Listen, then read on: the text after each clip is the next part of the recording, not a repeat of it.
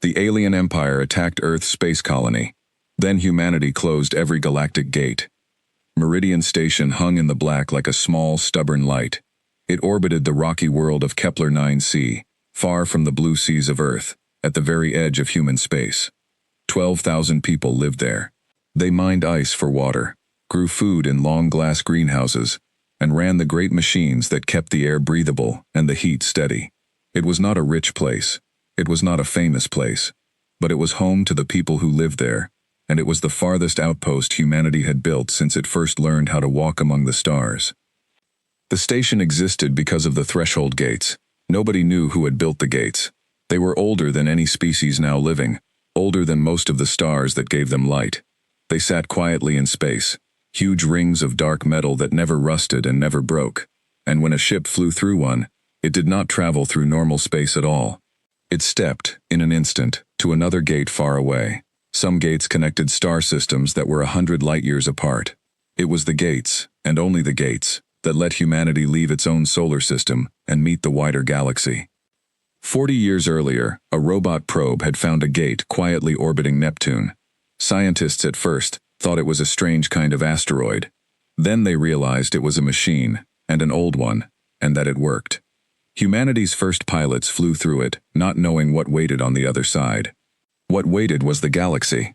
Hundreds of intelligent species, some peaceful, some cruel, all connected by a huge web of gates that stretched further than any human mind could easily picture. Humanity was young in this galaxy.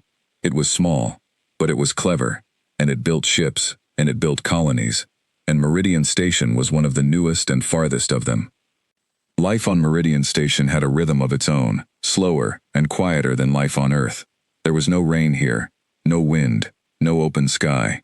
There was only the hum of the air recyclers, the soft blue light of the greenhouses, and the long, patient work of turning a cold rock into a home. Children who had been born on the station had never seen a real ocean or a real forest, only pictures sent from Earth and the green rows of plants growing under glass.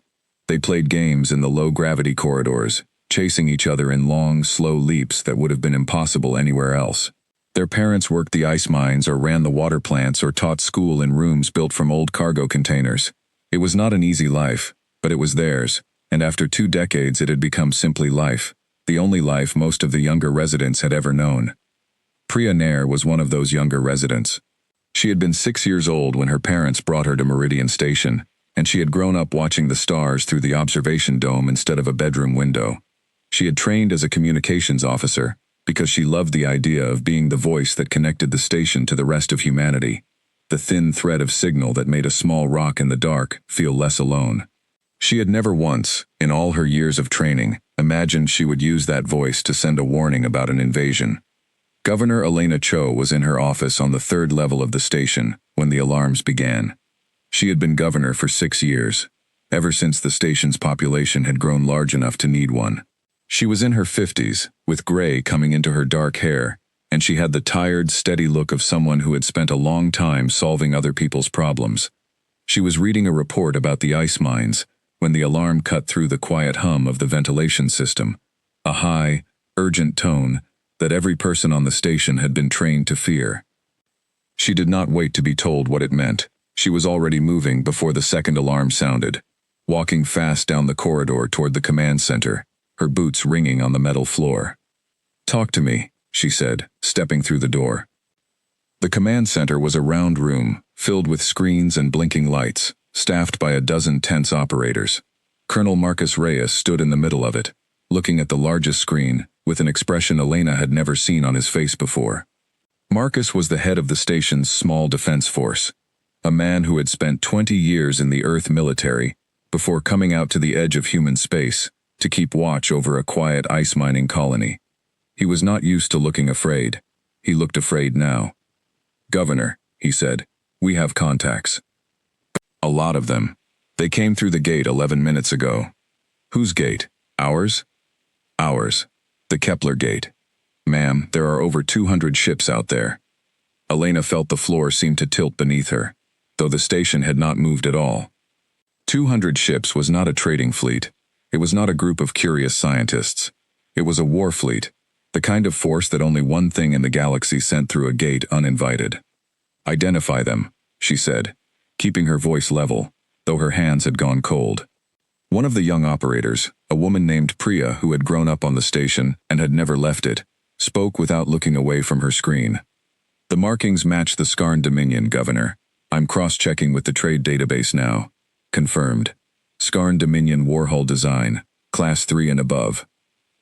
Elena had studied the Skarn Dominion in the briefing files Earth had sent every colony governor when the Gate Network first opened humanity to the wider galaxy. The Dominion ruled over more than 30 worlds, most of them taken by force from species too small or too divided to resist. The Skarn themselves believed, as a matter of simple fact, that strength was the only right that mattered in the galaxy. A world that could not defend itself did not deserve to keep what it had. It was a cruel philosophy, but it had built them an empire that stretched across a vast stretch of the stars, and empires built on such beliefs rarely stopped by choice. They stopped only when something stopped them. The Skarn Dominion. Elena had heard the name before, the way one hears the name of a distant, dangerous country on the evening news, a place far away that never quite seemed real. The Dominion was one of the largest empires in the galaxy, built by a species that called itself the Skarn, tall, gray-skinned beings with hard shells over parts of their bodies, who believed that any world not defended by a great empire was theirs to take. They had swallowed a dozen smaller species over the past century.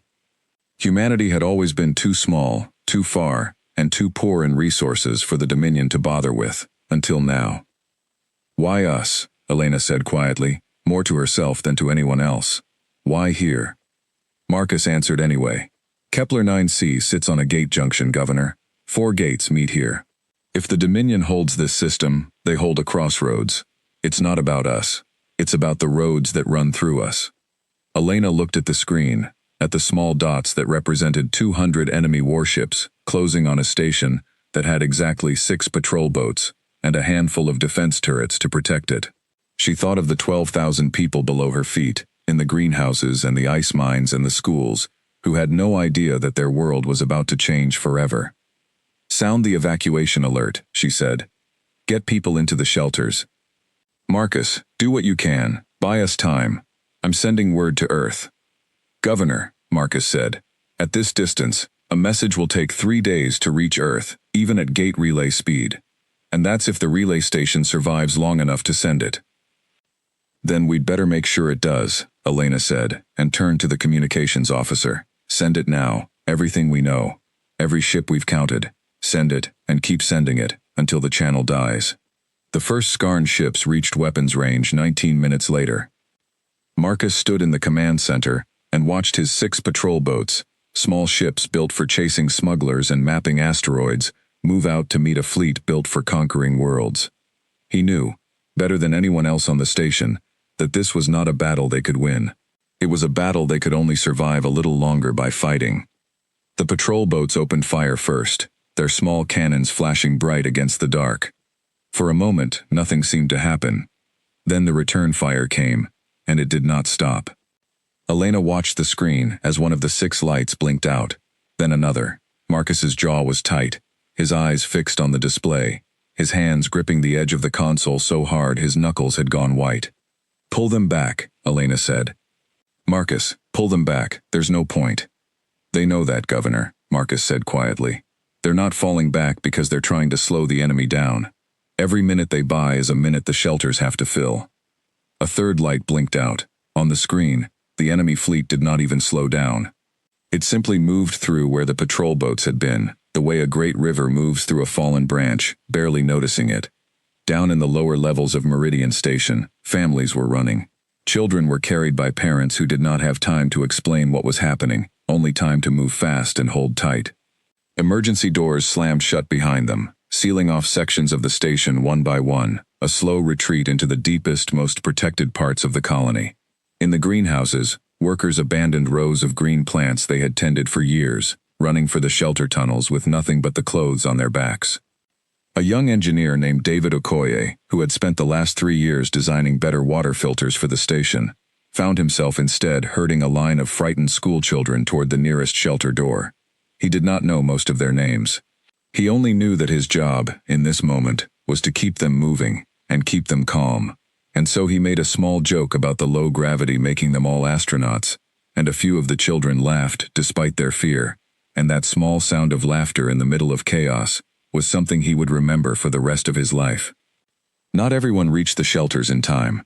In the eastern mining sector, where the station's ice-cutting machines groaned day and night, a section of outer hull buckled under an early stray impact long before the main assault began, venting a work crew's corridor to space in seconds.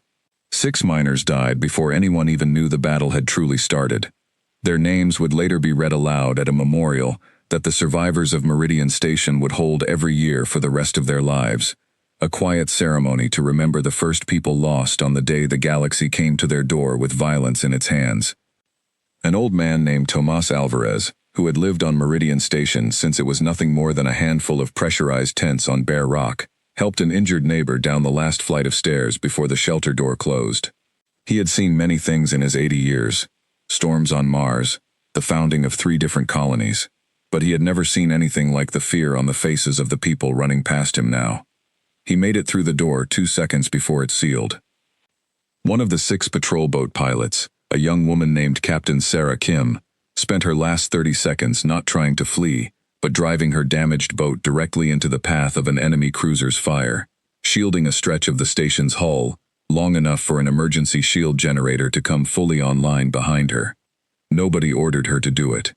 She simply saw what needed to happen and did it, the way so many small, unnoticed acts of courage happen in the middle of a much larger battle, seen by almost no one, and remembered by only a few. Marcus watched her light disappear from the screen and said nothing for a long moment, because there was nothing he could say that would be enough. In the command center, the last patrol boat went dark on the screen. "All units lost," said the operator, her voice shaking only slightly. Marcus closed his eyes for one long second, then he opened them and turned to Elena. "The defense turrets will hold as long as they can. After that, it's the shelters and the shield generators. That's all we have left." "Then we hold with what we have," Elena said. The Skarn fleet did not rush. That was, in its own way, the most frightening thing about it. It moved with the calm patience of something that had done this many times before, and knew exactly how it would end. Ships spread out around the station in a slow, careful pattern, cutting off any chance of escape, closing every gap a fleeing shuttle might slip through. Weapons fire began to fall on the outer hull of Meridian Station itself. Not the wild storm of a desperate battle, but the steady, grinding fire of a force that intended to break the station open like a nut, one section at a time. The station's shield flared bright with every impact, a shimmering dome of energy that had been built to survive meteor strikes and stray debris, never a war fleet. Cracks of light ran across it like lightning trapped in glass. In the command center, alarms screamed from every console at once. "Shield integrity at 60%, Priya called out. 50, 45. "Divert everything to the shield," Marcus ordered. "Life support can run on backup power for now." "Marcus," Elena said, "if that shield goes down—" "I know," he said. "I know what happens if it goes down." Below, in the packed shelters, people did what frightened people have always done when they cannot fight and cannot flee. They held on to each other. A mother named Ruth Adeyemi sang softly to her infant son, an old lullaby her own mother had sung to her back on Earth, her voice steady even though her hands shook. Tomas Alvarez, sitting near the shelter door, found himself telling the younger people around him stories of the early days of Meridian Station, of the first tent that had nearly torn open in a dust storm, of how the colony had always found a way to survive one more day. He did not know if his stories were comforting anyone else, but saying them out loud comforted him, and in the dark, that was enough. For nearly 2 hours, Meridian Station endured. The shield held, barely, flickering and straining under the weight of fire from 200 ships. In the shelters below, 12,000 people sat in the dark, listening to the distant boom of impacts they could feel through the very metal of the walls, not knowing if the next moment would be their last. Parents held children. Strangers held the hands of strangers. Tomas Alvarez sat with his back against a cold metal wall and thought of the tents on bare rock, so long ago, and wondered if this was how it was always going to end, for people who reached too far into the dark. Then, without warning, the enemy fire stopped. In the command center, The sudden silence was almost worse than the noise had been. Everyone stared at the screens, waiting for the next attack, the next wave, the final blow. Marcus leaned forward, studying the tactical display with narrowed eyes. "They're not firing," he said slowly. "They're holding position." "Why would they stop now?" Elena asked. "We're nearly broken." "I don't know," Marcus admitted. "Unless—" He trailed off, and his face changed, some new and colder fear settling into it. "Unless they're not here to destroy the station at all." A new signal appeared on the communications board, cutting through every channel the station used, overriding even the emergency frequencies. It was not a human signal. The voice that came through it was deep and slow, each word carrying a strange, cold weight, translated by the universal systems every gate-connected species carried. "Humans of Meridian Station," the voice said. "This system now belongs to the Skarn Dominion. Your defenses are broken. Your gate junction is ours. Surrender your station, and your people will be permitted to live as subjects of the Dominion. Resist further, and you will be removed." Elena stood very still, listening to the voice repeat its message a second time, then a third. She thought of the 12,000 people in the shelters below her, of Tomas Alvarez and Priya's family, and every child who had been born on this small, cold rock so far from Earth. She thought of the message she had sent 3 days toward home, still crawling through the dark toward a planet that did not yet know its children were under attack. "Governor," Marcus said quietly, "what are your orders?" Elena looked at the screen, at the 200 ships holding steady around her broken shield, patient as predators who knew their prey could not run. She thought of everything Earth had built to reach this place, the decades of work, the dreams of the people who had settled here believing they were building something that would last. "We are not surrendering," she said, "not yet. Not while there's still a message on its way to Earth, and not while there's still a single person down there breathing." She turned to the communications officer. "Tell them we need time to consult with our people. Stall them. Every minute matters now." Marcus used the pause to move fast. He pulled every spare crew member into the defense effort, arming maintenance workers with whatever tools could be turned into weapons, positioning them near the airlocks the Skarn would most likely use if they tried to force a boarding. He did not believe untrained miners and engineers could stand against Dominion soldiers for long, but he believed, fiercely, that every extra minute of resistance was a minute closer to help arriving from Earth, even if he could not be certain that help was coming at all.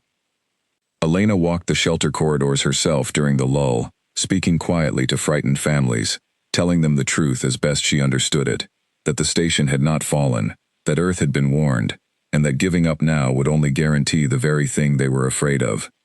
Far above the station, in the dark between the stars, the Skarn fleet waited, confident and unhurried, certain that no help could possibly arrive in time. They did not know that far across the galaxy, on a small blue world called Earth, a message crawling toward them at the speed of relayed light was about to reach people who would not simply let Meridian Station fall. They did not know that humanity, young and small as it was in this galaxy, had never learned the lesson that a species was supposed to accept when facing an empire 10 times its size, the lesson of giving up. 3 days later, in a quiet office on Earth, an alert light began to blink on a console that almost nobody was watching. A tired communications officer glanced at it without much interest, expecting another routine trade update from the far colonies. Then she read the first line of the message, and her hand froze over the console, and she called for her supervisor, in a voice that cracked with the first edge of real fear that Earth had felt in a generation. The message had arrived, and humanity was about to answer. The message from Meridian Station reached Earth on a gray Tuesday morning, and within an hour, it had reached every screen in the Solar Defense Command building, in orbit above the planet. Admiral Grace Okafor read it twice, before she allowed herself to believe it was real. She had spent 30 years in the Earth fleet, rising from a junior pilot to the highest military rank humanity had, and in all that time, she had never seen a message like this one.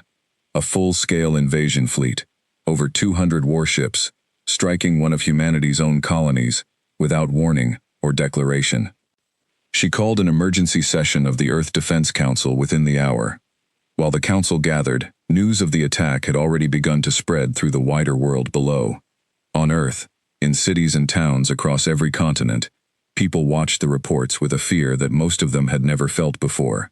Humanity had lived among the stars for 40 years, but it had lived mostly in peace, trading and exploring, meeting new species with curiosity more often than conflict. The idea that an empire could simply arrive at one of their colonies and attack without warning felt, to most people watching their screens that morning, like something from an old war film rather than real life. In the streets of Lagos and Jakarta and Sao Paulo, in the quiet farm towns of the Mars colonies, people gathered around news screens and asked each other quiet, frightened questions. Was Earth itself in danger? Were the colonies going to be abandoned? Would there be a draft? Grace Okafor did not have time to watch any of it, but she knew, as she walked toward the council chamber, that whatever was decided in the next few hours would be felt by every person on the two worlds that made up humanity's home. The council chamber was a wide, circular room, with a huge window looking out over the blue curve of the planet below. Around the table sat the people who made the largest decisions humanity faced. The president of the Earth Federation, the heads of the fleet, the leaders of the scientific council, and the ambassadors who spoke for humanity in its dealings with the wider galaxy. Grace stood at the head of the table and did not waste time with soft words. 3 days ago, the Skarn Dominion attacked Meridian Station with a fleet of over 200 warships, she said. The station's defense force was destroyed within the first 2 hours. As of the last transmission we received, the station itself was still standing, but its shields were failing, and the Dominion had issued a surrender demand. We do not know if the station has fallen. We do not know if there are survivors. What we do know is that an empire 10 times our size has decided that our people are worth attacking, and that if we do nothing, it will not stop with one colony. The room was silent for a long moment. Then the president, a calm, gray-haired woman named Amara Osei, spoke. "What are our options, Admiral?" "3, as I see it," Grace said. "First, we do nothing, and accept the loss of the colony. Second, we send our fleet to retake it, and accept that we may be fighting an empire far larger than ourselves, on ground of their choosing.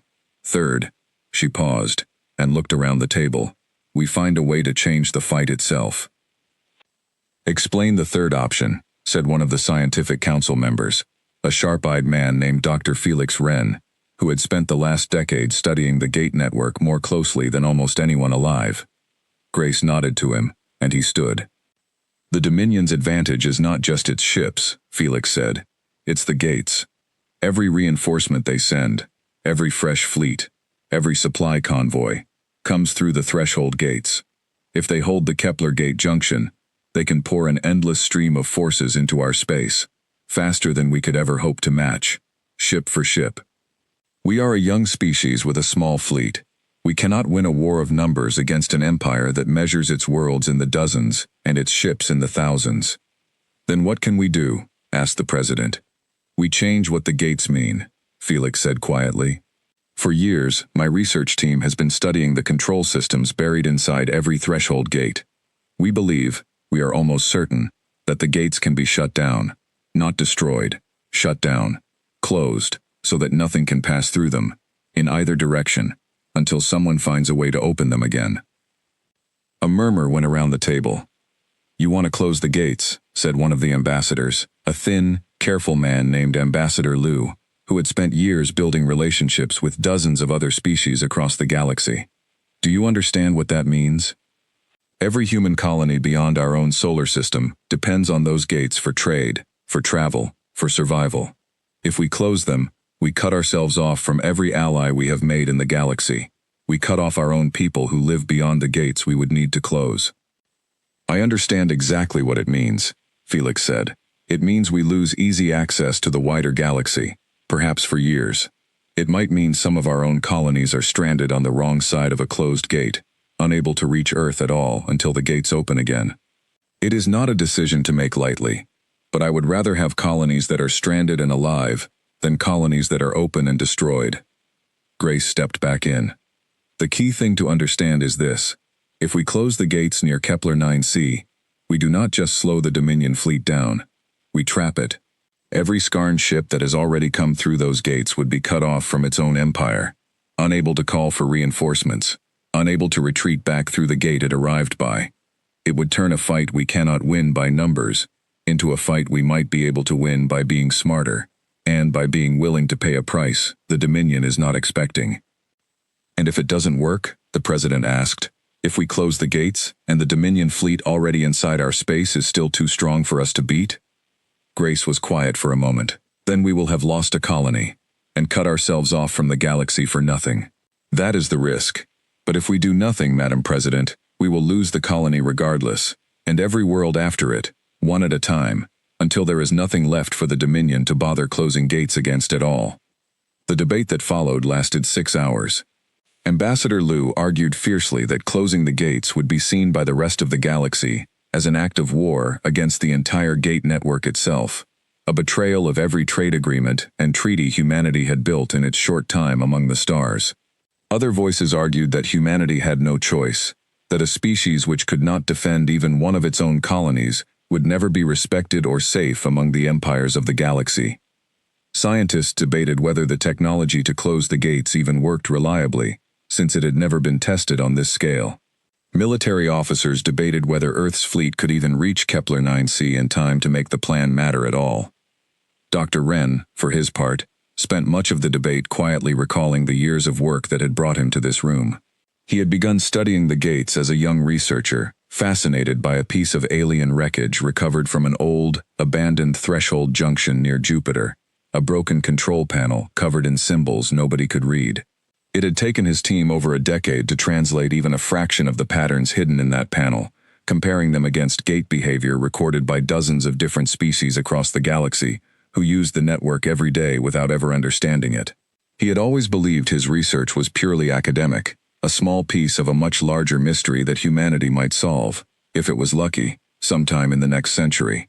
He had never imagined that his life's work would end up being weighed, in a single afternoon, against the survival of 12,000 people and the future of an entire species. The weight of it sat heavily on him, as he listened to ambassadors and generals argue back and forth, and more than once he found himself wishing someone else carried the responsibility instead of him. In the end, it was Grace who ended the debate, standing at the head of the table with a steadiness in her voice that came from 30 years of hard decisions. "Madam President," she said, "I have served this fleet since before some of the people in this room were born. I have never once believed that we should throw away lives for the sake of pride, and I do not believe that now. But I also believe there is a difference between caution and surrender. 12,000 people are on that station. Somewhere between now and the moment we finish this meeting, they may already be dead, or worse. I am asking for permission to take the fleet to Kepler 9c, and I am asking for permission to let Dr. Wren's team attempt to close the threshold gates in that system, if the situation demands it. Not because it is safe, because it is the only plan on this table that gives those people, and every colony after them, a real chance." The President looked around the table for a long moment, at the tense faces of her council, and then she nodded. "Prepare the fleet, Admiral," she said, "and Dr. Wren, get your team ready. If the day comes when we need those gates closed, I want to know it can be done, and I want to know it can be done fast." Within 6 hours, the Earth combined fleet was moving. It was not as large as the fleet the Dominion had sent to Kepler 9c, not by half, but it was the largest force humanity had ever assembled, 90 warships, drawn from every human colony that could spare them, crewed by pilots and soldiers, who had trained for years, for a war they had hoped would never actually come. Grace Okafor commanded from the flagship Resolute, a heavy cruiser that had been humanity's pride since it was launched a decade earlier. Dr. Felix Wren and his engineering team boarded a smaller support ship called the Halcyon, carrying with them years of careful research into the strange, ancient machinery hidden inside every threshold gate. Felix had never expected his quiet academic work to become the center of a war effort. He had spent most of his career studying old alien signal patterns and half-broken control panels recovered from gates across human space, slowly building a theory about how the gates could be commanded. Now that theory was about to be tested with the fate of an entire colony riding on it. The people of Earth watched the fleet depart with a mixture of pride and fear that few of them could put into words. Families of soldiers gathered at the great launch platforms in orbit to say goodbye, holding on to their loved ones a moment longer than usual, aware that this was not a training exercise or a routine patrol, but something far more serious. Reporters broadcast the departure to every screen on the planet, and for one strange, quiet hour, nearly all of humanity watched together as 90 ships rose from Earth orbit and turned their bows toward the distant gate that would carry them to war.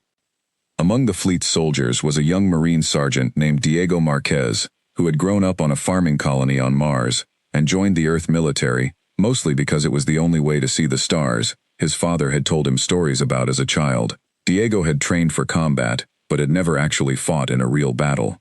He stood in the crowded launch bay of his transport ship, checking his gear one more time, trying not to think too hard about what waited for him at the other end of the gate. "First time?"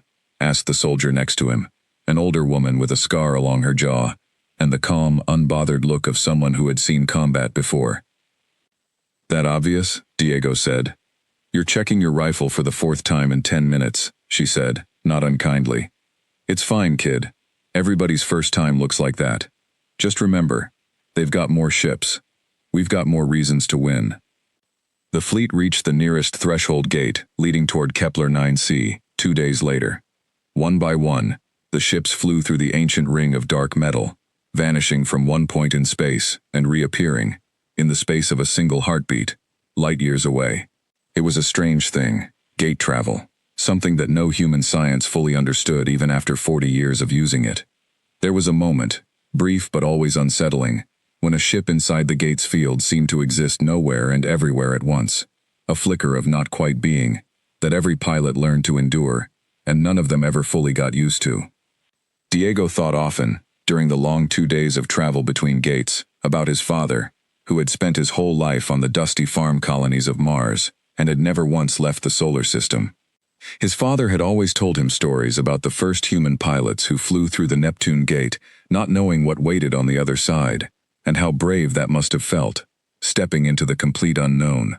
Diego had joined the Marines chasing that same feeling of wonder, the desire to see what his father never could. He had not expected his first true journey through the gates to be a journey toward a battlefield, sitting in the crowded launch bay, listening to the quiet murmur of other soldiers checking their own gear. He found himself hoping that whatever waited for him on the other side would leave him with stories worth telling, rather than stories too painful to share. On the other side, Kepler 9c waited, along with whatever remained of Meridian Station. Grace stood on the bridge of the Resolute as the fleet reassembled on the far side of the gate, watching the tactical display slowly fill with information gathered by long-range scanners. Her communications officer, a sharp young man named Ensign Cole, spoke up from his station. "Admiral, we're picking up station transponder signals. Meridian Station is still there, still broadcasting." A wave of quiet relief passed through the bridge crew, though nobody spoke it aloud. Grace allowed herself one slow breath before her focus sharpened again. "Enemy fleet strength?" Cole's face tightened as he read the incoming data. "Admiral, we're counting at least 180 confirmed hostile signatures still in system. It looks like they've taken losses, but not many. And Admiral, there's something else. Long-range scans show additional Dominion ships arriving through the Kepler gate, even now. Reinforcements. They're not slowing down. If anything, the fleet in system is growing." Grace felt the weight of that information settle over her like a physical thing. 90 human ships against a fleet that was already twice their size, and still receiving reinforcements through the very gate junction they had come to save. Every additional hour the battle continued would only make the numbers worse, not better, unless something changed the equation entirely. She turned to the communications officer. "Get me Dr. Wren." Felix's voice came through a moment later, slightly delayed by the distance between ships. "Admiral, I heard the numbers. We're ready to begin gate lockdown procedures whenever you give the order. But I need to be honest with you. We have never done this on a live gate junction with hostile forces actively passing through it. There could be complications we haven't accounted for." "Understood, Doctor," Grace said. "But if reinforcements keep pouring through that gate, we lose this fight before we ever really begin it. I need options, and I need them now." Felix was quiet for a moment, and when he spoke again, his voice carried the careful weight of a man choosing his words with great precision. "There is a way to buy time before we attempt the full lockdown. We can overload the gate's stabilization field temporarily, which should stop new arrivals for a period of hours, though it will not close the gate permanently, and it will not affect any Dominion ships already in the system. It's a smaller, safer step. But Admiral, If we're going to close these gates for good, eventually we'll need to do it properly, and that means shutting down every gate connected to this junction, including the ones the Dominion fleet already inside our space would need to use to escape. Grace looked at the tactical display, at the growing swarm of enemy ships, at the small, steady signal of Meridian Station, still broadcasting its defiance from the middle of it all. "Do the temporary lockdown now," she said. "Buy us the hours. We're going to need every one of them. Because before this is over, Doctor, I think we are going to close every gate in this system, and I think we are going to do it while an enemy fleet is still standing on the other side of the door." The order went out across the fleet: prepare for a battle that would decide not just the fate of one small colony, but the shape of humanity's place in the galaxy for years to come. Ships moved into formation. Pilots ran final checks on weapon systems. On the Resolute's bridge, Grace Okafor watched the growing enemy fleet on her screen and felt, beneath the fear that any wise commander carried into battle, a strange and steady kind of certainty. Humanity had not asked for this fight, but it had never been humanity's way to walk away from one, either, and somewhere in the metal bones of Meridian Station, 12,000 people were still waiting for the help that had finally arrived. Below decks on the Resolute, crews moved through the corridors with quiet urgency, checking seals on their armor, loading weapon racks, running one last diagnostic on the shield generators that would decide how many of them lived to see the battle's end. In the medical bay, doctors and nurses laid out row after row of supplies, hoping they would not need even half of what they had prepared. Diego Marquez stood with his squad near the boarding bay doors, listening to the countdown toward the fleet's final approach, and found that his fear had settled into something quieter and steadier than before, a kind of readiness he had not expected to feel until the moment actually arrived. On the bridge, Grace Okafor allowed herself one last look at an image on her private screen, a photograph of Meridian Station, taken during its founding ceremony 20 years earlier, when it had been nothing more than a handful of small modules bolted together on bare rock, and a group of hopeful settlers had posed together for a photograph to send back to Earth. She had kept that photograph in her personal files for years, a reminder of how far humanity had come from a single blue planet. She would not let it become a photograph of something the galaxy had simply erased. "Admiral," Ensign Cole said quietly, "we are approaching engagement range." Grace closed the image and looked up at the tactical display, at the vast wall of enemy ships waiting between her fleet and the small, stubborn station it had come to save. "All ships," she said, her voice carrying across every channel of the fleet. "This is Admiral Okafor. 12,000 of our people are waiting for us on the other side of that fleet. We did not start this fight, but we are going to finish it, and we are going to finish it on our terms. Move to attack formation." The battle for Kepler 9c was about to begin in earnest, and this time, it would not be one-sided. The Earth fleet dropped out of gate travel at the very edge of the Kepler 9c system, far enough away that the Dominion sensors would take precious minutes to fully register their arrival. Grace Okafor had planned it that way on purpose.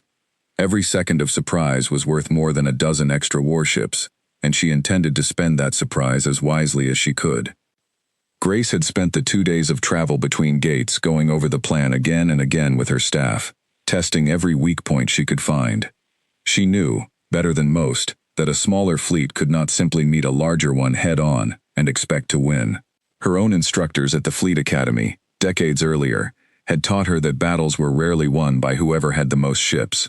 They were won by whoever controlled where and when the fighting actually happened. She intended to control both, for as long as she possibly could. "Ensign Cole, status of the enemy fleet," she said. "Admiral, they're still concentrated around Meridian Station, but their formation has shifted. It looks like they've noticed something. I think our arrival tripped a long-range sensor buoy." "Then we've lost our surprise," Grace said.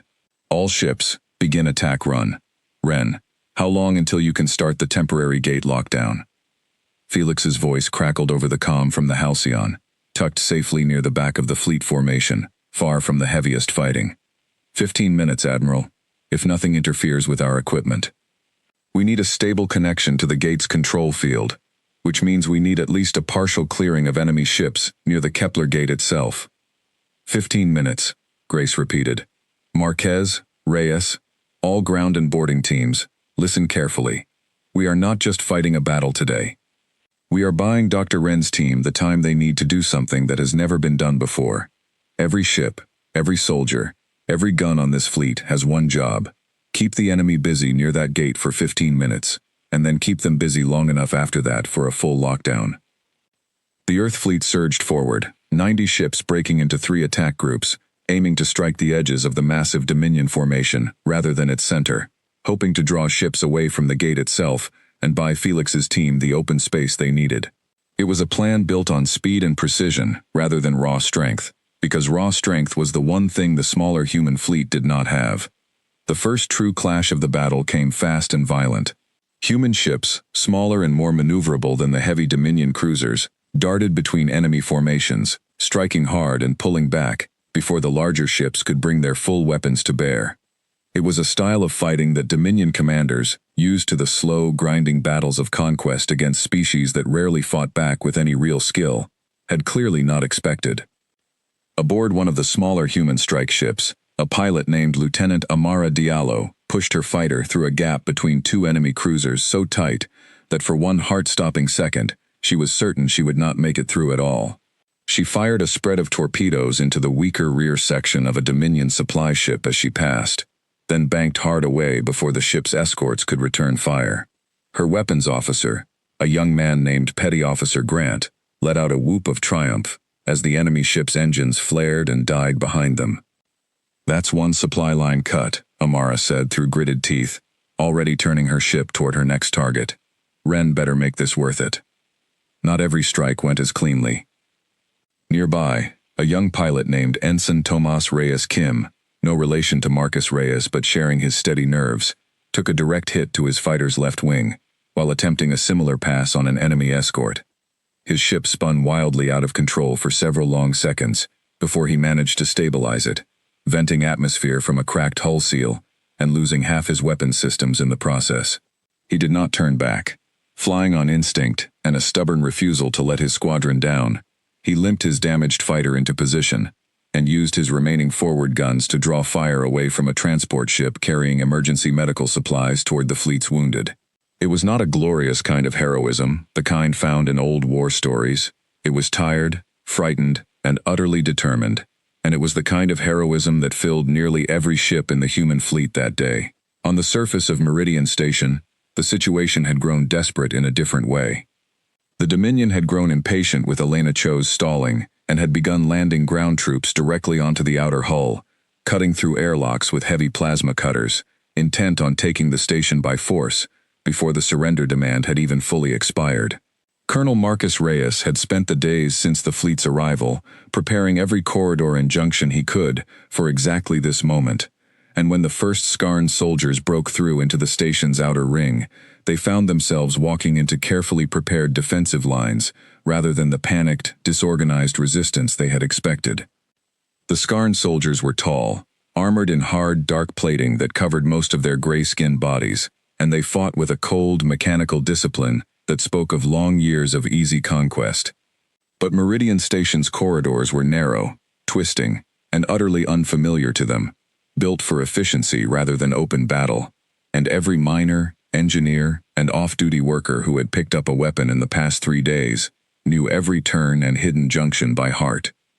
Marcus stood at the center of the defense, directing his small force of trained soldiers alongside a much larger group of armed civilians, using the station's own maintenance tunnels to strike at the invaders from angles they could not anticipate. David Okoye, the young engineer who had led schoolchildren to safety during the first attack, now found himself crouched behind an improvised barricade of storage containers, holding a rifle he had never expected to use, guarding a junction that led directly toward the shelter, where those same children were still hiding. "Hold the line," Marcus's voice came over the station's internal comm, steady despite the chaos. "Every corridor we hold is a corridor between them and the shelters. Do not let them pass this point." Priya Nair, the young communications officer who had grown up on the station, found herself pressed into service, far from any battlefield, but no less important to the fight. She sat at her console throughout the ground assault, relaying troop positions between defense teams scattered across the station, translating Marcus's orders into clear instructions for civilian volunteers who had never trained for war, but had picked up whatever weapon was closest, when the invaders broke through. More than once, her calm, steady voice over the internal comm was the only thing standing between a group of frightened defenders and complete panic. She did not fire a single shot that day, but Marcus would later say that her work at that console saved as many lives as any soldier on the line. Elsewhere in the station, Tomas Alvarez, far too old to fight but unwilling to simply hide, organized the other elderly residents and off-duty workers into supply teams, carrying ammunition, water, and medical kits to the defenders wherever they were needed most. He moved slower than he once had, his joints aching with every step through the station's narrow corridors. But he moved anyway, because he remembered what it had taken to build this place from bare rock and empty tents, and he was not willing to let it be taken without every person doing what they could. The fighting inside the station was brutal and close, fought in narrow spaces where numbers and heavy armor mattered less than knowledge of the terrain and sheer determination. A Skarn platoon that tried to push through the eastern mining tunnels found itself caught between two groups of miners who knew every blind corner and collapsed passage in the entire sector, using tools built for cutting ice and rock as makeshift weapons when their few real guns ran dry. It was not a fair fight in the way most military engagements were measured, but it was a fight the defenders were, against all expectation, slowly winning. Above the station, the space battle raged on with growing intensity. Grace watched from the Resolute's bridge as her three attack groups tore gaps into the edges of the Dominion formation, forcing enemy ships to peel away from their tight defensive positions around the Kepler Gate in order to chase down the harassing human strike craft. It was working, but it was costing lives. The tactical display showed human ship after human ship blinking out, destroyed by the sheer weight of Dominion firepower, even as they succeeded in drawing enemy vessels away from the gate. "Admiral," Cole reported, his voice tight, "we've lost the Meridian's Hope and the Coral Sea. The Bright Horizon is reporting critical damage." Grace felt each loss like a physical blow, but she did not let it show on her face. "Casualties are expected, Ensign. Keep the pressure on. Ren, talk to me." "Almost there, Admiral." Felix's voice came back, strained with concentration. "The gate stabilization field is finally clear enough for us to attempt the connection. Give us 5 more minutes." Aboard the Halcyon, the small engineering team worked in a tense, focused silence, broken only by the occasional call of a status update.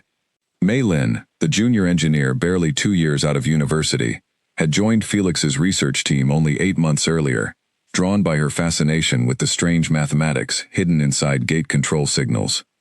She had never expected her first real field assignment to take place in the middle of a war zone, and she gripped the edge of her console tightly every time the ship shuddered from a distant explosion, forcing herself to keep her eyes on the readings in front of her, rather than the battle raging outside the viewport.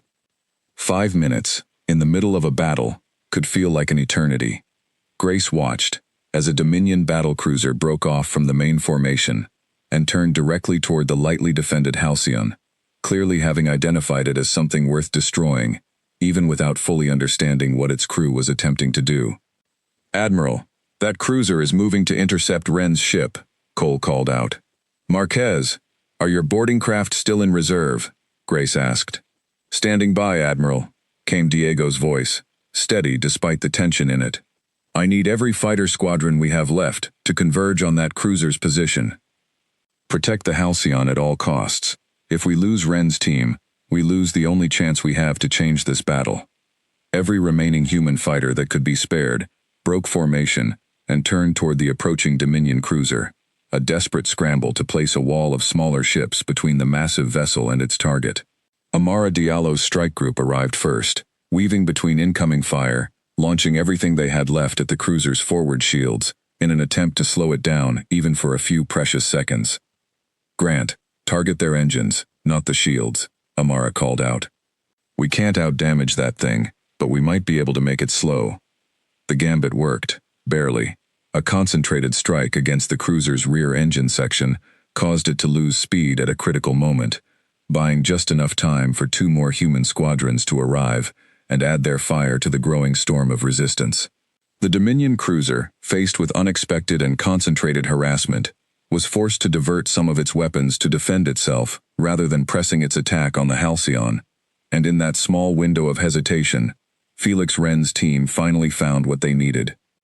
"Admiral, we have a stable connection to the gate control field." Felix's voice rang out, thick with relief and disbelief in equal measure. "Beginning temporary stabilization overload now." On the Halcyon, Felix and his small team worked with a focus that blocked out the distant thunder of the battle around them, their hands moving across control panels that had been built from decades of painstaking research into machinery none of them fully understood. A junior engineer named Mei Lin, barely 2 years out of university, watched the readings scroll across her screen with wide eyes. "Dr. Wren, the field is responding," she said. "I've never seen actual live data like this. It's working." "Stay focused, May," Felix said, though his own hands were not entirely steady. "We're not shutting the gate down yet. This is only a temporary block, enough to stop reinforcements for a few hours. Everyone, watch your feedback readings closely. If anything spikes, tell me immediately." Korth. Slowly, carefully, the ancient gate at the heart of the Kepler 9c system began to change. The stream of new Dominion ships that had been steadily arriving throughout the battle, adding their numbers to an already overwhelming force, suddenly stopped. On the tactical display aboard the Resolute, Grace watched the enemy fleet's reinforcement rate drop to 0, and allowed herself the first small breath of real hope she had felt since the battle began. "Admiral," Cole said, staring at his screen in something close to wonder. "No new enemy contacts in the last 4 minutes. It's holding." On the bridge, a quiet cheer rippled through the crew, before discipline reasserted itself, and every officer returned their attention to their stations. Grace allowed herself a small, tight smile, the first sign of relief she had shown since the fleet had entered the system. It was a small victory in the middle of a much larger and still uncertain battle, but small victories mattered, and she knew her crew needed this one as much as the tactical situation did. "For now," Grace said. "Wren, excellent work. But this is only the first step. We have a fleet already in this system that outnumbers us badly, even without reinforcements. What is the timeline on the full, permanent lockdown?" Felix's answer came back grim, but steady.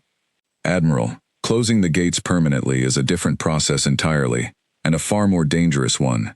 We would need to shut down not just the Kepler gate, but every gate connected to this junction, across a wide stretch of space, coordinating the shutdown almost simultaneously, so the Dominion cannot simply reroute through a nearby system. It would take hours of preparation, even with a stable, undefended gate. Attempting it, in the middle of an active battle, with hostile forces still holding position around the very gate we need to control, is something my research never fully accounted for." "Then we need to clear that gate," Grace said. "Marquez, Reyes, status of the ground battle on Meridian Station?" Marcus's voice came through, breathless but firm.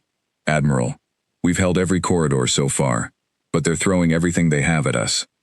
If your fleet can push their space forces back from directly above the station, it would take enormous pressure off my people down here."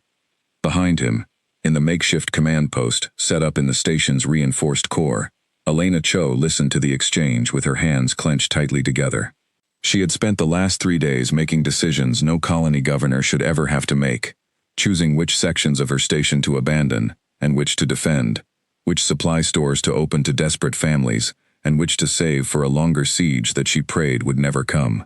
She had not slept more than an hour at a stretch since the attack began, and the weight of every choice sat heavily behind her eyes. But she had not once considered surrender, not truly. Not since the moment she had watched Sarah Kim's patrol boat vanish from the screen, in an act of pure, unasked-for courage. She would not let that sacrifice mean nothing. Grace looked at the tactical display, at the battered but still fighting human fleet, at the vast Dominion formation that outnumbered it nearly 2 to 1, even with reinforcements halted, and made the decision that would define the rest of the battle. "All ships," she said, her voice steady and clear across every channel. "We are pushing toward the Kepler gate itself. We are going to clear that space, hold it long enough for Dr. Wren's team to prepare a full and permanent lockdown, and we are going to do it before this enemy fleet realizes that the door behind them is about to close forever. Humanity did not come this far to lose this system. Move to full engagement. This is the fight that decides everything."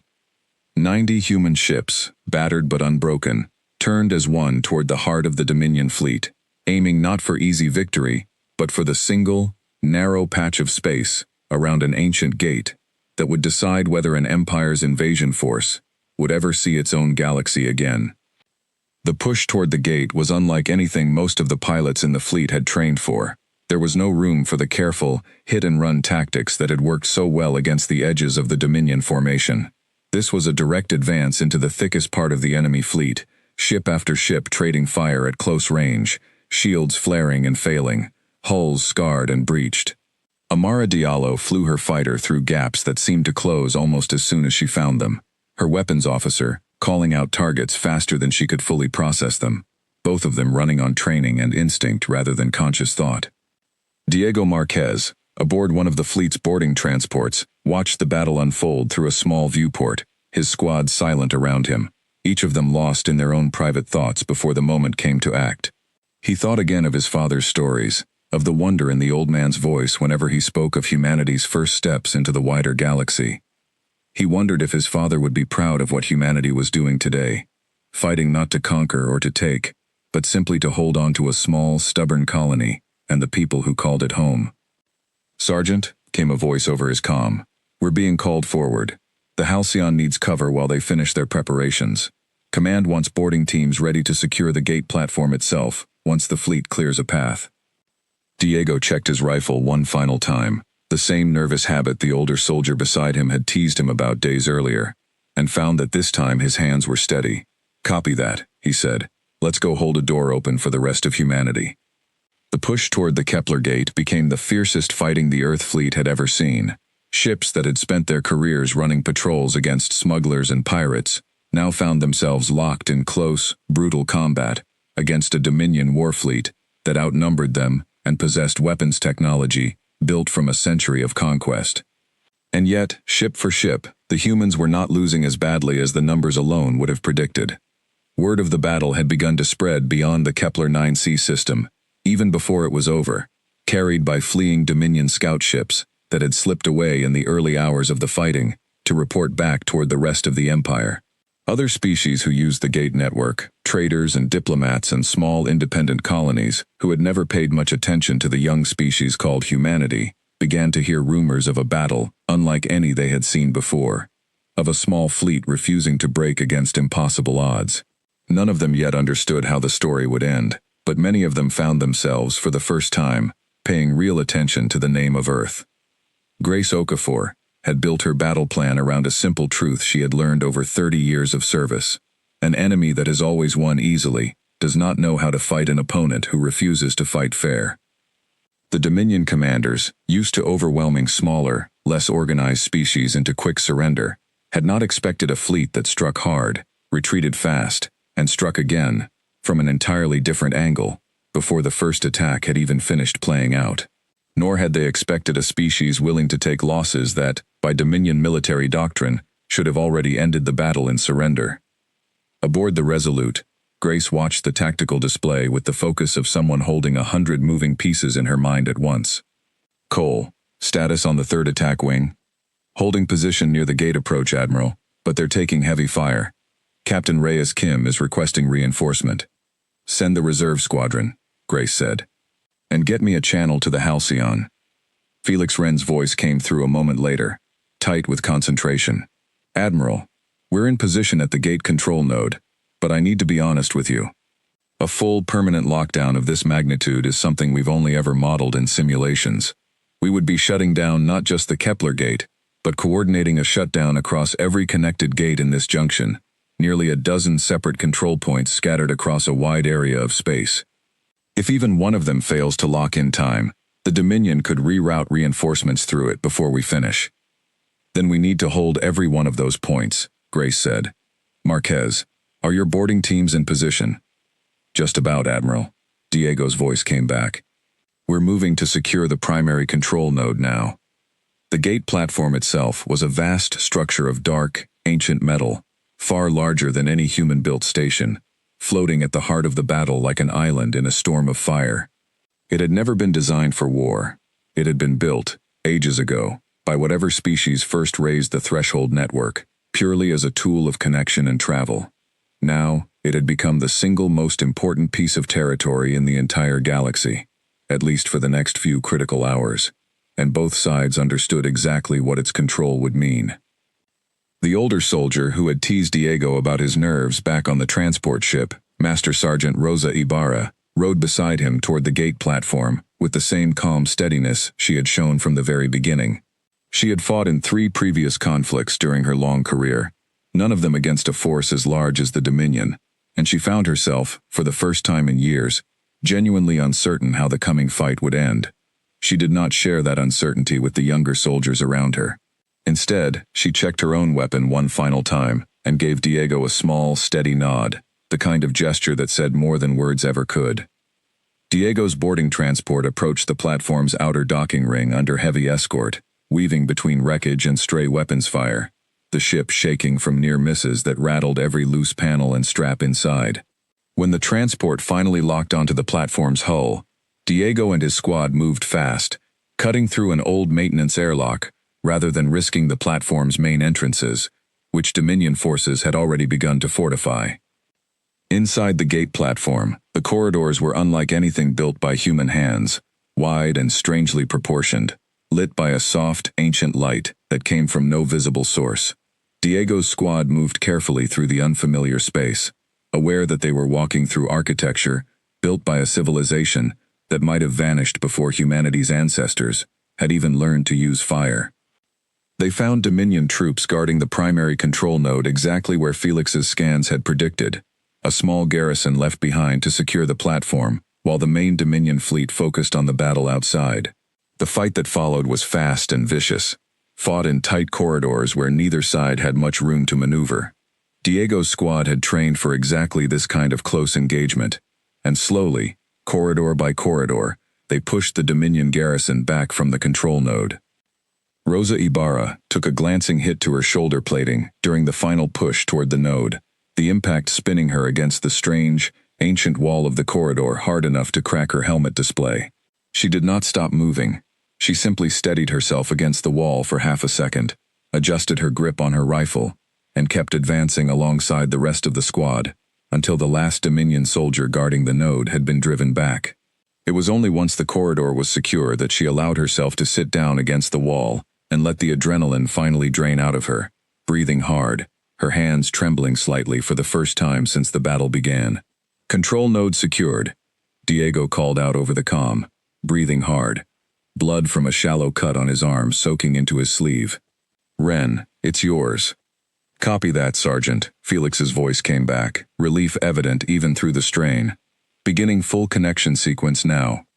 Back aboard the Halcyon, Felix and his team worked with an intensity that pushed every one of them to their limits. Mei Lin's hands moved across her console with practiced precision, despite the danger surrounding them, cross-checking each of the dozen distant control points as they came online one by one, confirming that each connected gate across the wide junction was responding correctly to the shutdown sequence. 7 of 12 nodes confirmed and holding, Mei reported. 8, 9. "Keep them coming," Felix said, sweat beading on his forehead despite the cool air of the ship. "We need all 12, or the Dominion finds the gap." Outside, the battle had reached its most desperate point. The Dominion fleet, sensing that something important was happening at the gate platform, even without fully understanding what, threw everything it had toward retaking the position, ships breaking through human defensive lines in a final, furious push. Grace watched as the Resolute itself took a direct hit along its forward section, the whole ship shuddering violently, emergency lights flashing across the bridge. "Admiral, shields at 40%, Cole called out over the chaos. "We're taking heavy fire from 3 separate cruisers." "Hold position," Grace said, gripping the edge of her command chair as another impact rocked the ship. "We hold until Ren finishes, no matter what it costs." On Meridian Station, the ground battle had reached its own turning point. With the space battle drawing so much Dominion attention toward the gate platform, the pressure on the station's defenders eased for the first time in days. Marcus Reyes used the opening to push his forces forward, retaking corridors that had been lost earlier in the fighting, driving the remaining Dominion ground troops back toward their landing craft. David Okoye, still holding his position at the junction near the children's shelter, watched with something between exhaustion and disbelief as the invaders in his sector began to retreat, rather than press forward. "They're pulling back," he said into his comm, hardly daring to believe it. "Colonel, they're actually pulling back." "Copy that," Marcus replied. "Hold position, but do not pursue. Let them go. Our job was never to destroy them down here, only to keep our people safe." Elsewhere in the station, Priya Nair received word of the retreat with a wave of relief, so strong she had to grip the edge of her console to steady herself. She thought of the 12,000 people still sheltering in the deepest levels of the station, of the children she had helped guide towards safety through calm words over a crackling comm line, and allowed herself, for just a moment, to believe that they might actually come through this alive. Thomas Alvarez, still moving supplies through the corridors despite his aching joints, heard the same news pass from person to person, like a wave rolling through the station, and felt something in his chest loosen that had been tight since the very first alarm had sounded 3 days earlier. Back at the gate platform, Felix Wren watched his console with his heart hammering in his chest as the final control nodes reported in one after another. 10 of 12, May called out. 11. The 12th node, the furthest and most difficult to reach, belonged to a smaller connecting gate, nearly a full day's travel from the main junction, a secondary route the Dominion fleet could potentially use to bypass the primary lockdown entirely if it was not closed in time. Felix had sent a small automated probe carrying a portable control unit toward that distant gate days earlier, hoping it would arrive in time, uncertain until this very moment whether it had succeeded. "Come on," Felix murmured, watching the connection status flicker uncertainly on his screen. "Come on, come on." 12th node confirmed, May shouted, unable to contain her relief. "Dr. Wren, all 12 nodes are locked and holding." "Initiate full lockdown sequence," Felix said, his voice suddenly steady, despite the exhaustion evident in every line of his face. "Close every gate in this junction, now." Across a vast stretch of space, spanning distances that would have taken any ordinary ship weeks to cross, 12 ancient gates responded to the command at nearly the same instant. The great dark rings, which had stood open and functioning for longer than any living species could measure, slowly folded inward on themselves, their shimmering internal fields collapsing into a still, dark silence that had not been seen since the gates were first built. On the tactical display aboard the Resolute, Grace watched the effect ripple through the Dominion fleet almost immediately. Ships that had been holding position near the Kepler Gate, ready to retreat or call for reinforcements if the battle turned against them, suddenly found themselves facing an empty, dark ring of metal where a working gate had been only moments before. For the first time since the invasion began, confusion spread visibly through the enemy formation, ships breaking from their organized attack patterns, commanders clearly scrambling to understand what had just happened to their only route home. "Admiral," Cole said, staring at his screen in disbelief. "Enemy formation is breaking apart. They've lost cohesion. I'm reading confused movement across the entire fleet." Grace allowed herself a moment to feel the full weight of what had just happened. 12 gates, closed in a single coordinated action, cutting off not just reinforcements, but any hope of retreat for the massive Dominion fleet, still occupying the Kepler 9C system. The invaders who had come expecting an easy conquest now found themselves trapped, deep in human space, with no way home, and a human fleet that, though battered and outnumbered, had not broken. "All ships," Grace said, her voice carrying across the fleet with new strength. "The gates are closed. The enemy fleet is cut off from its empire. Press the attack. Let them know exactly what that means." The battle that followed was unlike anything that had come before it. Dominion ships, robbed of the certainty that reinforcements or retreat were always available, began to fight with a new and different kind of desperation, some pressing forward recklessly, others attempting to break away from the fighting entirely, in search of any possible escape route. The human fleet, sensing the shift in the enemy's resolve, pushed harder than ever, exploiting the confusion with everything they had left. Amara Diallo led her battered squadron through the disorganized remains of a Dominion attack group, striking targets that had once been part of a disciplined formation and were now simply trying to survive. "They're running," she said, disbelief evident in her voice. "Grant, they're actually running." "Wouldn't you?" her weapons officer replied. "Wouldn't anybody, if they suddenly found out the door home just closed?" Not every Dominion ship chose flight over defiance. A handful of the largest cruisers, commanded by officers unwilling to accept surrender, turned instead toward the human fleet in a final, furious charge. seemingly determined to inflict as much damage as possible before the battle ended. Grace ordered her remaining ships into a tight defensive formation to meet them, unwilling to let a desperate last stand cost her any more lives than necessary. The fighting in those final minutes was some of the fiercest of the entire battle, human ships taking heavy damage as they absorbed the last, reckless fury of an enemy that had never expected to lose. But even the most determined final charge could not change the fact that the Dominion fleet no longer had anywhere left to retreat, and one by one, even the most stubborn of the enemy cruisers were battered into silence. Diego Marquez, still aboard the gate platform with his squad, felt the whole structure shudder as the ancient gate beside them completed its final shutdown sequence, the Great Ring, going dark and silent for the first time in longer than history could record. He looked at the strange architecture around him, built by hands that no living being had ever seen, and felt a strange mixture of triumph and unease settle over him. Humanity had just done something that could never be undone easily, closing a door that connected them to the entire wider galaxy, and he understood, even in the middle of victory, that the consequences of that choice were only just beginning. On Meridian Station, Elena Cho received the news of the gate closure from Marcus Reyes with quiet, disbelieving relief. She walked to the station's observation dome, the same dome where children had once watched the stars in wonder, and looked out at the distant flashes of the ongoing battle, knowing that whatever came next, her people had survived the worst of it. "Governor," came Priya's voice over her comm, "Admiral Okafor is requesting to speak with you directly." Behind Elena, the observation dome had begun to fill with a few of the station's residents, drawn there by word that the battle was finally turning, standing quietly together to watch the distant flashes of fighting with a mixture of exhaustion and cautious hope. David Okoye stood among them, his rifle finally set down for the first time in what felt like days, watching the same stars he had once explained to a group of frightened children as an adventure rather than a danger.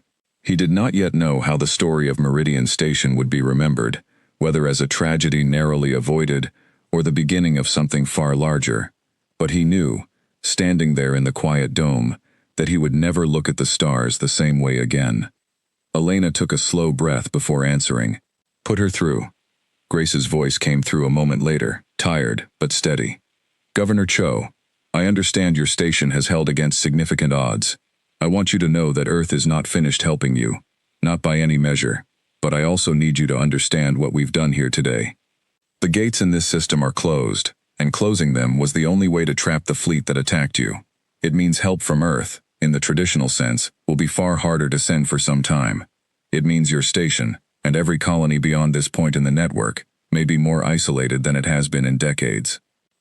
Elena looked out at the stars, at the distant battles still flickering in the dark, and thought of the 12,000 people who had survived because someone, somewhere, had been willing to make an impossible choice. "Admiral," she said quietly, "my people are alive because of what you did today. Whatever isolation comes next, we will face it the same way we've faced everything else out here at the edge of everything, together and one day at a time." Far above the station, the last organized resistance of the trapped Dominion fleet began to crumble, ships surrendering in growing numbers as the truth of their situation became impossible to ignore. Humanity had not simply won a battle. It had, for the first time in its short history among the stars, forced an empire 10 times its size to face defeat, and it had done so by making a choice that no other species in the galaxy had dared to make before, closing every gate, rather than losing everything behind them. Aboard the Resolute, Grace allowed her crew a rare moment to simply breathe once the last of the fighting had died down. She walked slowly through the ship's damaged corridors, stopping to speak with wounded crew members in the medical bay, thanking exhausted engineers who had kept the ship's systems running through hours of relentless combat.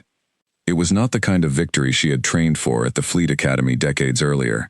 Not a clean, decisive triumph, but a hard-won survival bought at a real and lasting cost.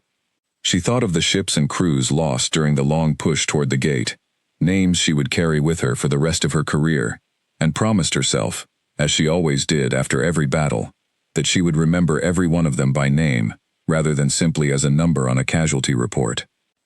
But as the battle wound down and the surviving Dominion ships powered off their weapons one by one in surrender, Felix Wren stood aboard the Halcyon, staring at his readings, with a slowly growing sense of unease. The gates had closed, exactly as planned. But buried in the data streaming across his screen was something his simulations had never predicted, a strange and unexplained energy signature, building somewhere deep within the closed gate network itself, as if the ancient machinery, silent for the first time in longer than any species could remember, had noticed that it had been touched at last. In the days that followed the battle at Kepler 9c, the trapped remnant of the Dominion fleet surrendered in full. Nearly 70 warships, cut off from any hope of reinforcement or retreat, lowered their weapons and accepted terms from an Earth fleet that, by every measure of size and strength, they should never have lost to. Grace Okafor oversaw the surrender personally, standing on the bridge of the Resolute as Dominion officers, tall and gray-skinned, and clearly unused to the experience of defeat, were brought aboard to formally end the fighting. The Dominion commander, an officer named Croven who had led the invasion from the very beginning, stood before Grace with the stiff, controlled bearing of someone still struggling to accept what had happened. "You closed the gates," he said, his translated voice carrying a note of something that might have been anger, or might have been simple disbelief. "You trapped an entire fleet, rather than risk losing a single colony. No species has done such a thing in living memory." "We did not start this war, Commander," Grace replied evenly. "You attacked a colony of ours without warning or cause, believing we were too small and too new to the galaxy to fight back. You were wrong. And now your fleet sits here, cut off from your empire, because we were willing to pay a price you did not expect us to pay." Around them, on the bridge of the Resolute, human crew members went about the quiet, careful business of processing a surrender that none of them had truly believed possible only days before. Ensign Cole, still exhausted from days of nearly constant duty, watched the exchange between Grace and the Dominion commander, with a mixture of pride and disbelief, thinking of how ordinary the morning of the attack had felt before everything changed, how none of them had imagined they would end up standing at the center of a moment that the rest of the galaxy would remember for years to come. Croven studied her for a long moment. "The Dominion will not simply accept this," he said. "There will be consequences for what you have done here." "Perhaps," Grace said, "but your fleet will not be delivering them. And I suspect that when word reaches the rest of the galaxy of what happened here, other species who have lived in fear of the Dominion for generations will begin asking themselves a very different question, not whether humanity is worth conquering, but whether the Dominion is truly as unstoppable as it has always claimed to be." Back on Meridian Station, the process of recovery began slowly, in the quiet, unglamorous way that recovery always does. Emergency crews worked around the clock to repair the damaged sections of the outer hull, sealing breaches and restoring power to corridors that had gone dark during the fighting. The families of those who had died, including the 6 miners lost in the very first moments of the attack, and Captain Sarah Kim, whose final act of courage had bought the station precious extra minutes of shield time, gathered in the station's largest common hall for a memorial that drew nearly every surviving resident. Elena Cho spoke at that memorial, her voice steady, despite the exhaustion that still weighed on her after days without proper rest. "We built this station, believing that the galaxy, for all its dangers, was a place we could make a home in," she said to the gathered crowd. 3 days ago, that belief was tested in the worst way any of us could imagine. We lost people we loved. We lost a sense of safety that we may never fully get back. But we did not lose this station, and we did not lose each other, and I believe, when I look at every face in this room, that we did not lose what makes this place worth defending in the first place. Ruth Adeyemi stood near the back of the hall, holding her infant son a little tighter than usual, as Elena spoke, thinking of the frightened lullaby she had sung in the dark of the shelter during the worst hours of the attack. She had not known in that moment whether her son would grow up at all, let alone grow up on this station among the same stars she had once feared might be the last thing she ever saw. Listening to Elena's words now, she found herself, for the first time since the attack began, allowing herself to imagine her son's future rather than simply fearing for his present. Tomas Alvarez sat near the front of the hall, listening to Elena's words with tears he made no effort to hide. He had helped build this station from nothing, decades earlier, and he had watched it survive dust storms and equipment failures, and the slow, grinding difficulty of simply staying alive on a cold and distant rock. He had never expected to watch it survive a war, and the fact that it had, even at such a terrible cost, filled him with a fierce and complicated pride that he suspected he would carry for the rest of his life. Aboard the Halcyon, Felix Wren's unease over the strange energy readings he had detected in the final moments of the battle grew steadily into genuine concern. He spent the days following the surrender running every test his equipment allowed, trying to understand what he had seen, a faint but unmistakable signature building somewhere deep within the closed gate network, unlike anything his research had ever documented before. "Dr. Wren," Maylin said, standing beside him in the ship's small laboratory, "the signature isn't fading. If anything, it's growing stronger, though very slowly. What do you think it means?" Felix stared at the data for a long moment before answering. "I think," he said carefully, "that we have just done something no other species using this gate network has ever done. We didn't just close a door, May. We may have gotten the network's attention." It was not a comforting thought, and Felix knew it. The threshold gates had been built by a civilization so ancient that no living species had any real record of who they were, or what had become of them. For all of humanity's decades of study, nobody truly understood how the gates worked at their deepest level, only how to use the parts of them that had been designed for travel. Closing 12 gates simultaneously, an act unprecedented in scale, might have simply been a mechanical shutdown with no deeper consequence. Or it might have woken something in a system far older and far less understood than anyone on Felix's team had ever dared to imagine. He decided, for the moment, to keep his growing concerns quiet, reporting only the confirmed facts to Earth Command, while his team continued its careful study of the strange new readings. Maylin, for her part, found herself thinking often in those weeks about the vast, silent age of the machinery they had just disturbed. She had joined Felix's research team out of a simple fascination with old alien mathematics, never expecting her work to carry the weight of an entire species' safety. She spent long nights running comparisons between the new energy signature and every scrap of old gate data humanity had ever recorded, searching for any precedent, any warning left behind by whoever had built the network in the first place. She found none, and the absence of any record at all unsettled her more than any warning could have. Word of the battle spread through the galaxy faster than anyone at Earth Command had expected. Ambassador Liu, who had argued so fiercely against closing the gates during the Defense Council's original debate, found himself, in the weeks that followed, fielding a flood of communications from other species and smaller empires across the gate network, all of them eager to understand exactly what humanity had done and what it meant for the balance of power in the wider galaxy. Some messages carried quiet warnings, reminders that the Dominion was a proud and powerful empire that would not easily forgive the loss of an entire invasion fleet. Others carried something Liu had not expected at all, genuine, cautious respect from smaller species who had lived for generations under the shadow of Dominion expansion, wondering aloud if humanity's willingness to make such a costly, decisive choice meant that the galaxy's balance of power was shifting in ways nobody had predicted. "They are calling us the species that closed the gates," Liu reported to the Defense Council, in a session held weeks after the battle's end. "Some fear us now. Some are curious about us.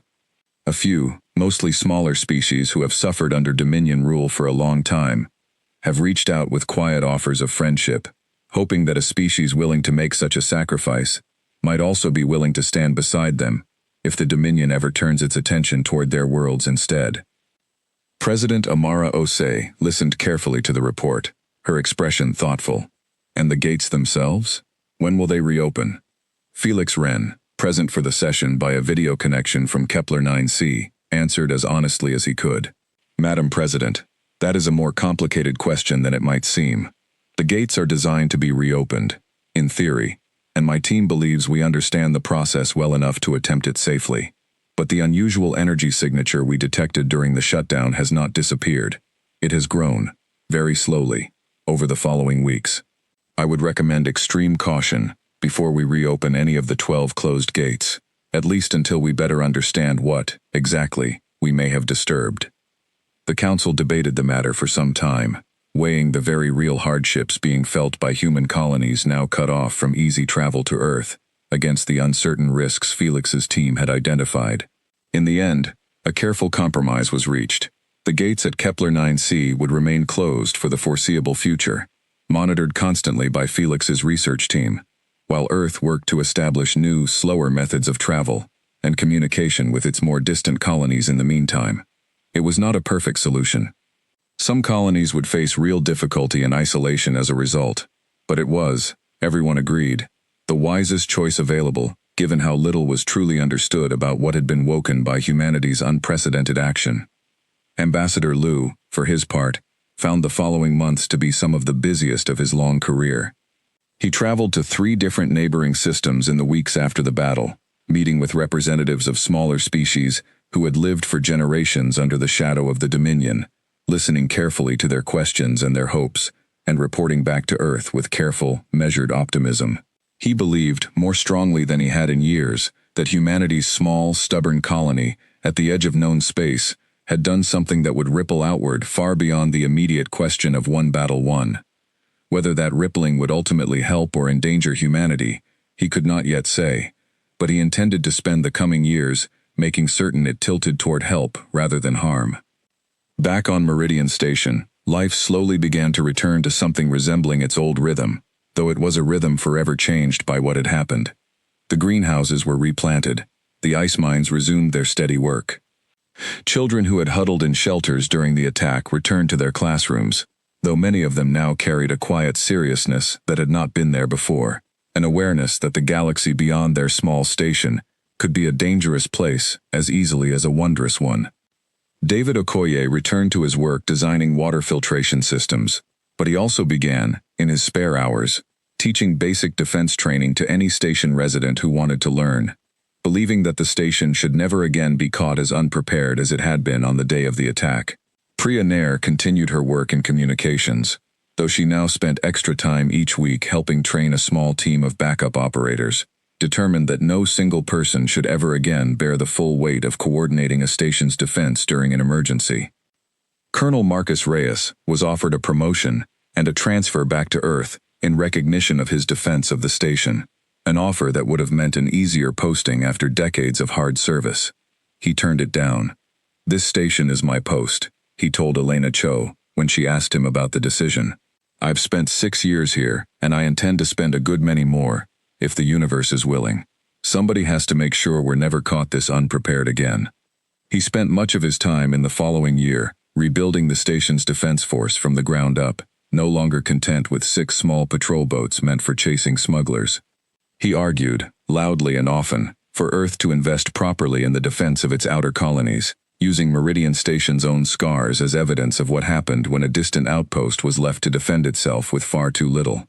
Slowly, reluctantly, Earth Command began to listen, and new ships, better armed and better shielded, began arriving at Kepler 9c over the following months, a quiet but steady acknowledgement that the galaxy beyond Earth's home system was more dangerous than humanity had once believed.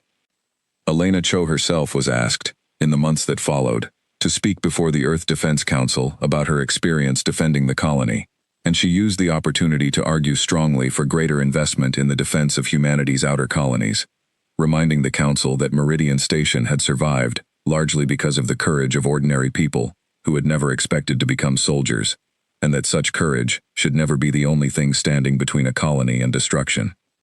Admiral Grace Okafor returned to Earth a hero, celebrated across every human world for leading the fleet that had, against overwhelming odds, defended a colony and delivered the first true defeat any species had inflicted on the Skarn Dominion in living memory. She accepted the honors with the same quiet steadiness she had shown throughout the battle, though privately, she spent many long nights thinking of the ships and crews lost during the fighting, determined that their sacrifice would be remembered as something more than a footnote in humanity's larger story. Amara Diallo, whose fighter had carried her through some of the fiercest fighting of the entire battle, chose to remain with the fleet, rather than accept a quieter posting back on Earth. She spent the months following the battle, helping train new pilots, sharing hard lessons learned in combat that no simulation could ever fully teach.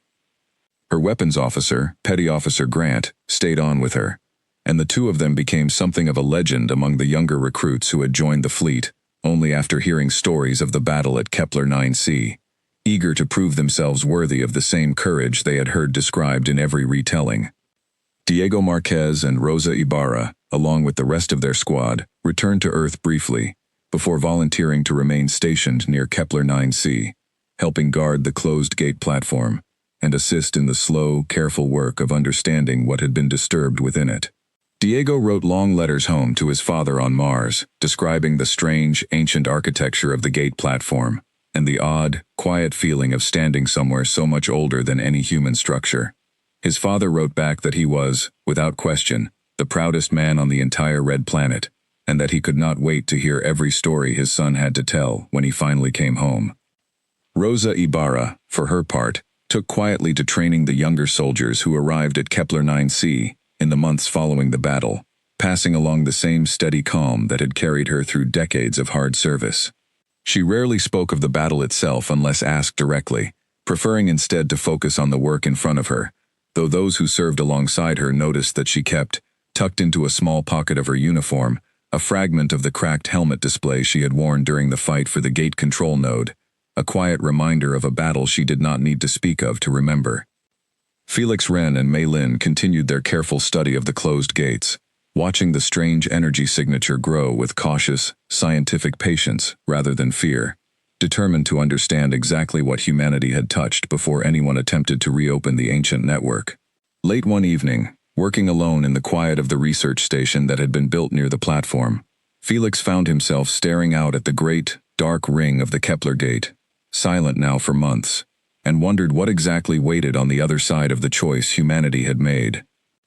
Far across the galaxy, in the halls of the Skarn Dominion's ruling council, word of the defeat at Kepler 9c spread with consequences that would ripple outward for years to come. Some among the Dominion's leadership argued for immediate, overwhelming retaliation against the small, upstart species that had humiliated an entire invasion fleet.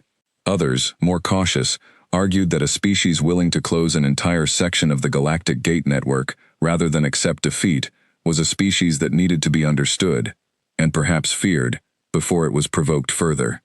The debate within the Dominion had only just begun, and its outcome would shape the fate of human colonies for a long time to come. On Meridian Station, as the anniversary of the attack approached, Elena Cho stood once more in the observation dome, looking out at the same stars that had witnessed both the darkest hours of her life and the fierce, unexpected courage of the people she had come to lead. The Kepler gate sat silent and dark in the distance, a door closed against the wider galaxy, protecting as much as it isolated. She did not know what the future would bring, whether the galaxy beyond that closed door viewed humanity now with fear or respect or something more complicated than either. But she knew, standing there in the quiet light of distant stars, that her people had faced an empire far larger than themselves and had not simply survived. They had changed, in a single, desperate battle, what it meant to be human among the stars. And whatever the galaxy thought of that change, it was theirs to carry forward, one day at a time, exactly as she had promised Admiral Okafor, on the day the gates finally closed. The story of Meridian Station, and of the day humanity closed every gate in a single galactic junction, rather than lose one small colony to an empire 10 times its size, would be told and retold across human worlds for generations to come, a reminder that the size of a fleet, or the age of an empire, was never quite as important as the will of the people determined to defend what they had built. And somewhere out in the vast, dark network of ancient gates, something old and long silent had, for the first time in longer than any species could measure, begun very slowly to stir.